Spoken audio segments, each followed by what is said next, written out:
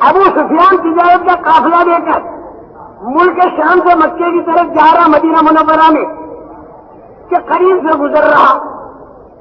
حضور اکرم صلی اللہ علیہ وسلم صحابہ نے یہ طے کیا کہ اس قافلے کو گرفتار کرنے تاکہ جنگ رک جائے.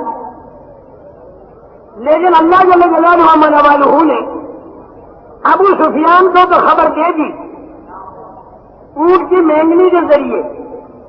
مینگنی جب توڑی تو اندر سے کھجور کی گٹھلی نکلی. انداز لگا لیا کہ مدینے کا قافلہ ہمیں پکڑنے آیا اور حضور اکرم صلی اللہ علیہ وسلم کو خبر دی تھی. ابو سفیان اپنے قافلے کے ساتھ مکہ مکرمہ پہنچ گیا. حضور اکرم صلی اللہ علیہ وسلم صحابہ ڈھونڈتے ہوئے بدر کی طرف گئے. وہاں سے وہ تیاری کر کے بدر میں آ گئے اور یہ بغیر تیاری کے بدر میں پہنچے. ظاہری اسباب اور وسائل نہیں، لیکن 13-14 سال تک سارے اسباب اور وسائل کو قربان کرتے ہوئے اللہ کی طرف دعوت دیتے دیتے دلوں کے اندر یہ یقین پیدا ہو چکا تھا کہ کرتا دھرتا ذات اللہ کی ہے. اے اللہ تیری ہی مانیں گے، تجھی سے مانگیں گے. وہیں پر مانگنا شروع کیا اور اللہ کی فوراً مدد آ گئی. ہزاروں کی تعداد میں فرشتوں کا اترنا ہوا اور اللہ کی غیبی تائید ہوئی. کس پر ہوئی؟ اللہ کی ذات کے یقین پر ہوئی. نگاہ اللہ پر تھی، اسباب اور وسائل پاس نہیں تھے. احد کے اندر یہی مجمع گیا، بلکہ اس سے زیادہ گیا. سہولتیں بدر سے زیادہ تھی. بدر میں مدینے سے دور تھے، احد میں مدینے سے قریب تھے. سہولتیں زیادہ تھی، لیکن شروع میں بات پوری کی، اللہ کی مدد آئی. لیکن بیچ میں نگاہ اللہ سے ہٹی اور غیر کی طرف گئی. وہ جو جبل رمات پر تھے، وہ جو پہاڑی کے اوپر تیر انداز تھے، ان کی نگاہ نیچے مال غنیمت پر گئی اور انہوں نے وہاں سے ہٹنا شروع کیا. بدر کے اندر ظواہر اور شواہد کے خلاف، اللہ کے حکموں پر اپنی طبیعت کے خلاف جب قدم اٹھا تو اللہ نے ظاہر کے خلاف مدد فرمائی. اور احد کے اندر حضور اکرم صلی اللہ علیہ وسلم نے ایک بات بتائی. جب وہ بات چھوٹ گئی، اور چھوٹی کیوں؟ نگاہ مال کی طرف گئی. اگرچہ وہ مال غنیمت حلال تھا، لیکن اس کی طرف جب نگاہ گئی تو چند باتیں پیدا ہو گئی ان میں. بدر کے اندر جو اللہ کی مدد آئی وہ ان صفات پر آئی جس پر اللہ ساتھ ہوتا ہے. بلا ان تصویروں وتتقوا ویاتوکم من فورہم ھذا یمددکم ربکم بخمسۃ آلاف من الملائکۃ مسومین. صبر تھا اور تقویٰ تھا. قیامت تک اس امت پر خدا کی مدد آئے گی جب صبر ہو اور تقویٰ. اور تیسری چیز، اذ تستغیثون ربکم فاستجاب لکم انی ممدکم بألف من الملائکۃ مردفین وما جعلہ اللہ الا بشرا فلتطمئن به قلوبکم وما النصر الا من عند اللہ ان اللہ عزیز حکیم.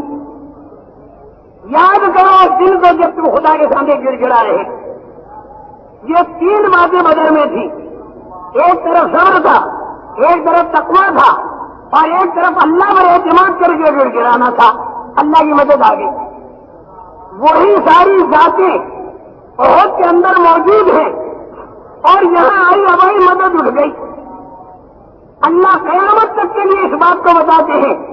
رسول پاک صلی اللہ علیہ وسلم کا زمانہ اور خلفائے راشدین کا زمانہ یہ قیامت تک آنے والے انسانوں کے لیے اصولوں کے حاصل کرنے کا ایک نمونہ ہے، کیونکہ آگے قیامت تک کوئی نبی آنے والا نہیں ہے.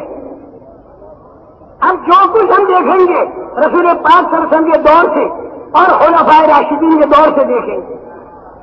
ذات کا عالم ہے. اللہ کی مدد ذاتوں کے ساتھ نہیں، اللہ کی مدد صفات کے ساتھ ہے. احد کے اندر ان صفات میں کمزوری آئی، خدا کی مدد ہٹ گئی. وَلَقَدْ صَدَقَكُمُ اللَّهُ وَعْدَهُ إِذْ تَحُسُّونَهُم بِإِذْنِهِ، اللہ نے تو اپنا وعدہ پورا کر دیا، صفایا کرتے تم چلے جا رہے تھے، لیکن تمہارے اندر چند کمزوریاں آ گئی.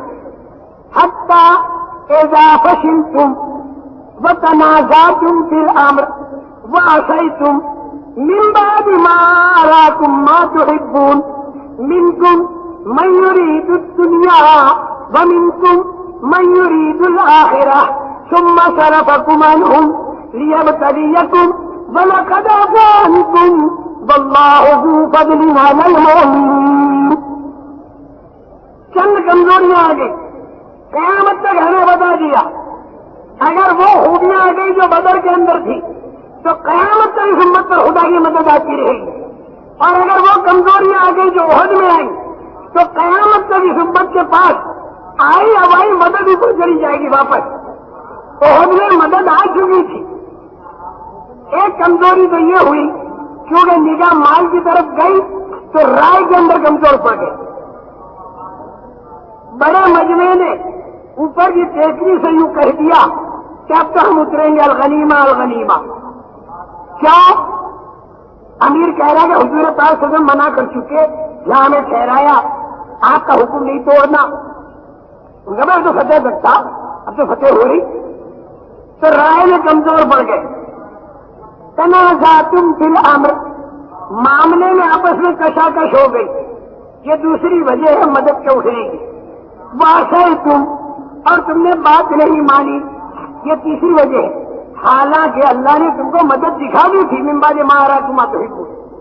اور یہ سب ہوا کیوں؟ ایک طبقہ تمنے کا وہ تھا جس نے دنیا کا ارادہ کیا. منکم من یرید الدنیا ومنکم من یرید الآخرہ. بس یہاں پر ثم صرفکم عنہ، اہم غلبتی. اب ان کے غالب ہونے سے اللہ تعالیٰ نے تمہیں پلٹا کھلا دیا. لیبتلیکم، تاکہ اللہ تعالیٰ تمہارا ابتلا اور آزمائش کرے. لیعذبکم نہیں، یہ عذاب نہیں تھا، یہ ابتلا تھا. لیکن بھائی اتنی بڑی چوک ہو گئی اور اتنے بڑوں سے ہو گئی تو قیامت تک یہ امت جو ہے یہ صحابہ کو بخشے ہی نہیں اور ان کے سامنے گستاخیاں کرے گی. اس لیے اللہ تعالیٰ نے اسی وقت انتظام کر دیا اور یہ کہہ دیا وَلَقَدْ عَفَا عَنْكُمْ، اللہ نے تم کو معاف کر دیا. تو صحابہ تو بالکل صاف ہو گئے. اللہ نے معاف کیا تو صحابہ صاف ہو گئے. اللہ نے تو معاف کر دیا. یہ 15ویں صدی والے معاف کریں یا نہ کریں، خدا معاف کر چکا. جب خدا معاف کر چکا تو صاف ہے. حضرت یوسف علیہ السلام نے اپنے بھائی کو ساتھ رکھنے کے لیے جو جو تدبیریں کی، پیالہ ڈالا، چوری کا الزام لگا، وہاں پر باپ روتا رہا، یہ سارا ہوا. ایک ڈاکٹر میرے پاس آئے کہ بھائی صاحب سمجھ نہیں آتا اتنے بڑے اللہ کے نبی ہو کر اور کیسا کیا، یہ کچھ دل کو نہیں لگتا. اللہ کا اتنا بڑا نبی حضرت یوسف علیہ السلام ایک طرف باپ کو رلا رہا ہے، ایک طرف بھائی کو رکھنے کے لیے پیالہ ڈلوا رہا ہے، اوپر چوری کا الزام لگ رہا ہے. توبہ توبہ توبہ، یہ کہ نبی ہو کر ایسا کام کر سکتا ہے؟ ایک ڈاکٹر صاحب میرے پاس، میں نے کہا کہ مردار کا کھانا حلال ہے حرام؟ ان کا حرام ہے. میں نے کہا کوئی آدمی اگر مجبور ہو جائے، حالت اضطرار میں پہنچ جائے تو خدا اسے حلال کر دے تو ہمیں تو حرام کرنے کی کہنے کی کوئی گنجائش نہیں رہتی ان کو. نہیں، میں نے کہا کہ جب اللہ تعالیٰ یہ کہتے ہیں کذالک کدنا لیوسف، ہم نے حضرت یوسف کو یہی تدبیر بتائی اور یہی ترکیب بتائی. جب یہ ترکیب اللہ نے یوسف علیہ السلام کو بتائی تو بتا حضرت یوسف علیہ السلام نے اللہ کے حکموں کے خلاف تو نہیں کیا، پھر گنہگار کیسے ہو؟ ہم کریں گے تو گنہگار ہوں گے. اس لیے کہ ہم کو منع کر دیا اور ان کو کہا. ڈاکٹر صاحب نے اپنا کام پکڑ لیا کہ بھائی سر زندگی بھر میں اس مسئلے میں پریشان تھا اور کسی سے کہتے ہوئے بھی ڈرتا تھا کہ نبیوں کی عصمت کا قائل نہیں. آج تم نے میرا ذہن صاف کیا. یہ عہد میں یہ جتنی نامناسب باتیں دور صحابہ کے اندر بظاہر ہوئی، یہ اس لیے ہوئی تاکہ قیامت تک لوگوں کو اصول معلوم ہو اور بعد میں اللہ تعالیٰ نے ان کی صفائی بھی کر دی. قیامت تک لوگوں کو معلوم ہو کہ اگر آپس میں تمہارے کشاکش ہوگی، اگر تم بات کو نہیں مانو گے اور اگر تم نگاہ تمہاری مخلوقات کے در بغیر جائے گی، اور اگر تم کمزوری دکھاؤ گے دین کے کاموں میں، خدا کی مدد ٹوٹ جائے گی۔ حنین کے اندر یہ بتایا کہ شروع ہی میں مدد نہیں آئی، کیوں؟ اس لیے کہ حنین میں مسلمانوں کی تعداد بہت زیادہ تھی۔ بدر کا امتحان تو یہ تھا کہ اسباب و وسائل دوسرے کے ہاتھ میں دیے، مجمع امتحان میں پکا نکلا، یقین خدا پر کر کے کام کیا، اللہ کی مدد آئی۔ حنین میں دوسرا امتحان آیا کہ اسباب و وسائل جب دوسرے کے ہاتھ میں تھے تو نگاہ اللہ پر تھی، لیکن اب اسباب اور وسائل تمہارے ہاتھ میں آتے ہیں تو اس میں نگاہ اللہ پر رہتی ہے کہ نہیں رہتی۔ حنین میں بعض لوگوں کی زبان سے نکلا کہ بدر میں ہم تھوڑے تھے اور غالب آئے، اب تو 3 گنا زیادہ ہے، دیکھو کیا ہوتا ہے، کیوں نہیں